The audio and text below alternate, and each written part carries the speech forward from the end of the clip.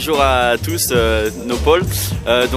Avoir une étape de Coupe du Monde à la maison, c'est quelque chose d'extraordinaire. C'est vraiment super parce que c'est déjà une grande première pour les Pyrénées, pour la France. Et puis moi, ça me fait plaisir de pouvoir montrer ce que je sais faire à tous mes proches, à tous ceux qui sont là à Font-Romeu et Pyrénées 2000.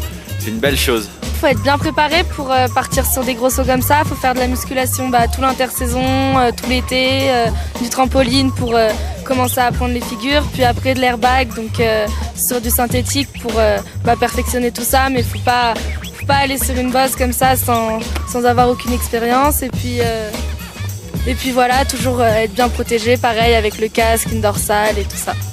L'autre aspect de la sécurité, c'est toujours aller checker et regarder les modules, pas forcément sauter directement, faire des check speed, on appelle ça.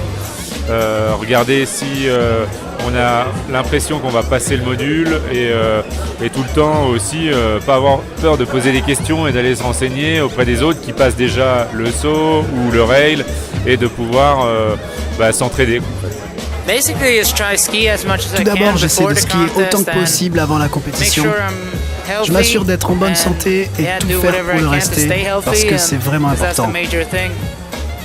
Je suis agréablement surpris par l'ambiance de Font-Romeu. C'est vraiment une ambiance conviviale. Surtout, moi je viens de la Clusaz dans les Alpes et c'est vraiment bien pour notre sport. Ça va permettre de faire évoluer notre discipline, le slopestyle, et de faire découvrir à de plus en plus de monde notre discipline. Et j'espère que le spectacle aura été à la hauteur du public.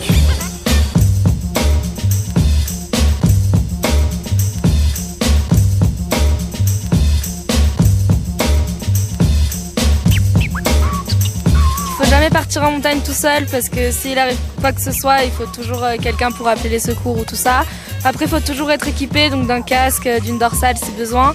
Et puis avoir une pelle et une sonde dans son sac si jamais on part en hors-piste, donc toujours bien protégé. Déjà moi je porte toujours les protections, dorsales, casque, tout ce qu'il faut parce que c'est un sport dangereux, c'est un sport extrême, faut pas l'oublier. Pour le freeride, il faut toujours, moi je porte toujours un Narva, donc c'est quelque chose qui permet de se faire repérer au cas où si on se fait coffrer sous une avalanche. Ensuite on a toujours une pelle, une sonde et aussi un petit réco, c'est quelque chose, c'est pareil, c'est un peu comme un Narva quoi. Et après ne jamais y aller tout seul, toujours en bonne compagnie et faire attention aux endroits qu'on prend et être bien encadré parce que c'est quelque chose, le freeride c'est très dangereux et on peut pas se permettre de prendre le risque tout seul.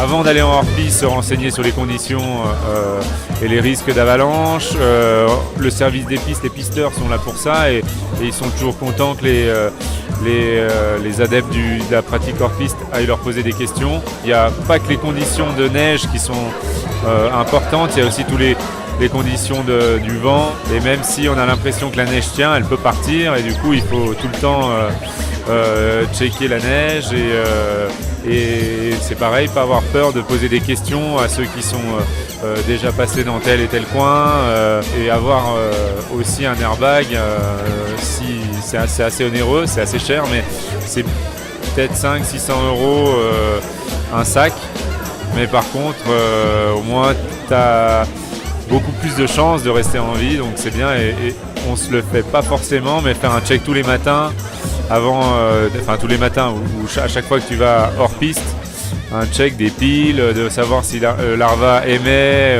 s'il est en mode réception et faire tout le temps un check avec tes collègues, un qui se met en réception et un qui se met en émission, voir si ça fonctionne bien. Je pense que la sécurité doit passer avant tout si vous voulez atteindre un bon ou très bon niveau. C'est toujours bon de pouvoir se dire qu'il y a un lendemain. Parfois c'est facile de se dire on y va juste parce que tu peux, mais je suis convaincu que c'est mieux de ne pas y aller et de pouvoir skier le jour suivant plutôt qu'y aller et peut-être ne plus pouvoir skier par la suite. Donc la sécurité est une chose primordiale.